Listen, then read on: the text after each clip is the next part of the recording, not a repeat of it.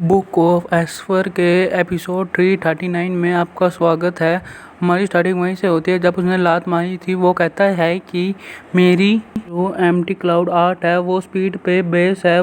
मैं किसी भी अटैक को काफ़ी सारे टुकड़ों में कर सकता हूँ अपनी स्पीड की वजह से। जितनी एडवांस मेरी कल्टीवेशन होगी उतनी ज़्यादा मैं टुकड़े कर सकता हूँ। और तुमने सोचा था तुम आइस में अपने आप को प्रोटेक्ट कर सकती, ये तुम्हारी गलत फहमी थी। मेरी स्पीड तुम्हारी आइस को भी टुकड़े टुकड़े कर सकते, पर मैं इतना टैलेंटेड नहीं हूँ। बस मैं तुम्हारी आइस के 20 ही टुकड़े कर चुका हूँ। फिर हमें पीछे से आवाज़ आती है। ग्रैंड मदर पीले बाल वाली चलाते हुए कहती है कि मदर आप इतने अच्छे नहीं हो कि आप इन 2 स्कम बैग को इकट्ठे हरा सको। ये पूरे के पूरे कमीने हैं। जो आजकल के हाउसेस के लॉर्ड हैं वो एकदम पीछे से वार करते हैं। फिर पॉइजन वैली के लॉर्ड कहते हैं कि नो नो नो नो, ये मैंने तुम्हें पहले ही कहा था। हमने अपने आप को इकट्ठे जोड़ा हुआ है। हम तुम पे पीछे से अटैक नहीं करें, हम अटैक ही ऐसे करेंगे। तुम्हें समझ आ रहा हो या ना आ रहा, हम अटैक तो ऐसे ही करेंगे। और यहाँ तक कि हमने आपको अपनी आर्मी के साथ सराउंड भी नहीं करा है। पॉइजन लॉर्ड की बातें सुनने के बाद ग्रैंड मदर कहती हैं कि मुझे वापस ले चलो। फिर स्पीड वाले लॉर्ड कहते हैं कि तुम्हें क्या लगता है तुम इतनी आसानी से जा पाओगे। चिल्लाते हुए बोलता है, सारे मुझे सुनो, ये अच्छा मूवमेंट है इन सब को झुकाने का। इनो वैली लॉर्ड चिल्लाते हुए बोलते हैं, अटैक। ग्रैंड मदर और एल्डर भाग के क्लैन के अंदर जा रहे होते हैं। इनकी डिसेबल कहती है कि ग्रैंड मदर आप आगे जाओ, हम इनको रोकते हैं। पॉइजन लॉर्ड और स्पीड लॉर्ड इन दोनों को मार देते हैं और आगे बढ़ जाते हैं। सारे मरना चाहते तो मरो, मुझे इससे कोई मतलब नहीं है। ग्रैंड मदर ये सब देख के अपनी आंखें बंद कर लेती हैं। फिर वो थोड़ी देर आग बनने के बाद कहती हैं कि सारे मेरी बात ध्यान से सुनो, मेरे बचने के यहाँ पे कोई चांस नहीं है, पर तुम फ्यूचर हो ड्राफ्टिंग फ्लावर एडिफिस की, इसीलिए तुम यहाँ से चली जाओ।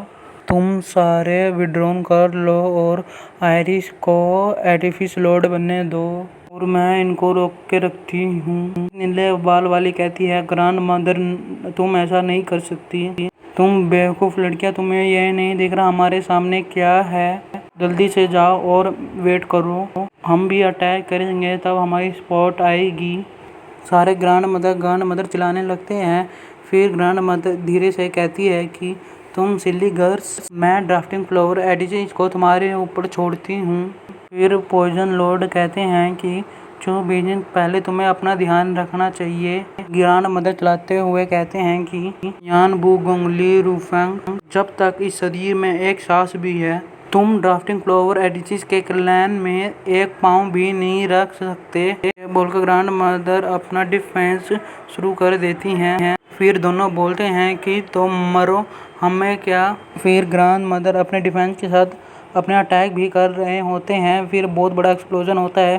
फिर बाद में हमें ग्रैंड मदर के मुंह से खून दिखाया जाता है। ग्रैंड मदर बहुत ही घायल हो चुकी होती हैं। गाइस ये फोटो भाई बहुत अच्छी लग रही थी, इसलिए मैं आपको दूसरी भी दिखाता हूँ। ग्रैंड मदर बहुत ही ज़्यादा घायल हो चुकी हैं। फिर पीछे से आवाज़ आती है। ग्रैंड मदर चिल्लाते हुए र्यूफेंग हंसते हुए बोलते हैं कि आज मैं तुम्हारे पूरे ली र्यूफेंग हंसते हुए बोलते हैं कि आज मैं लेडी ऑस्टेल का सर अलग कर दूंगा उसके शरीर से। और इतना बोलते ही उन्हें कुछ महसूस होता है और वो वहाँ से जंप करके ऊपर चले जाते हैं स्काई में। फिर हमें दिखाया जाता है कि ग्रैंड मदर का सिर नहीं कटा होता। किलिंग विद इंटेंट और रेडियंस, यहाँ पे कोई रेडियंस टेंस एक्सपर्ट है। यहाँ पे ड्राफ्टिंग फ्लावर एडिफिस की वेनरेबल एल्डर आ जाती हैं और वो कहती हैं, अब तुम किसका इंतजार कर रहे हो, आप पकड़ो और इसे लेके जाओ। दूसरी वेनरेबल एल्डर चलाते हुए बोलती हैं कि तुम जैसे लो लाइफ की हिम्मत कैसे हुई अपनी आँख उठा के देखने की ड्राफ्टिंग फ्लावर एडिफिस के ऊपर। लिंग रिफेंग बोलता है कि ही करके तुम बस एक चींटी का पहाड़ हो जो बड़े बड़े बोल बोलना जानता है। ये सब हमने इंपीरियल फैमिली की हेल्प के लिए भी नहीं किया है, और आज से तुमने पास्ट में भी ऐसा नहीं देखा होगा जो तुम अभी देखने जा रही हो। तुम ये बिल्कुल भी मत सोचना कि तुम्हारे पास रेडियन एक्सपर्ट है तो तुम कुछ भी कर सकते हो, इससे कुछ भी चेंज नहीं हो सकता। तीनों हाउसेस के बाद वेनरेबल नहीं हुआ तो क्या हुआ, हमारे पास इससे भी बड़ा ग्रैंड रीजन स्टेट का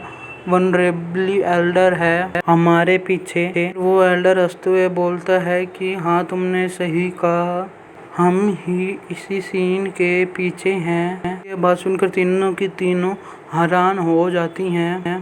फिर वो बोलती हैं कि रीजन स्टेट ग्रेट वेनरेबल हांगफू फिंजल, और वो अपना ऑरा रिलीज कर रहे होते हैं। फिर ड्राफ्टिंग फ्लावर एडिफिस की वेनरेबल एल्डर बोलती है कि सिस्टर्स आज हमें सच्चाई के लिए फाइट करनी होगी। उनमें से एक बोलती है तुम्हें ये कहने की जरूरत नहीं है, हम इकट्ठा जिएंगे और इकट्ठा मरेंगे, हमारी हंड्रेड्स ऑफ ईयर्स की दोस्ती है। फिर रीजन स्टेट के वेनरेबल एल्डर बोलते हैं कि मैंने बस सुना ही था कि ड्राफ्टिंग फ्लावर एडिफिस की गर्ल बहुत ही हिम्मत वाली होती हैं, आज मैंने देख भी लिया। तुम उन सब से अच्छी हो जो मैन भेड़िए की तरह पावर में गुम रहते हैं, और मैं तुम्हें 3 सोर्स देता हूँ मेरे पे अटैक करने के लिए।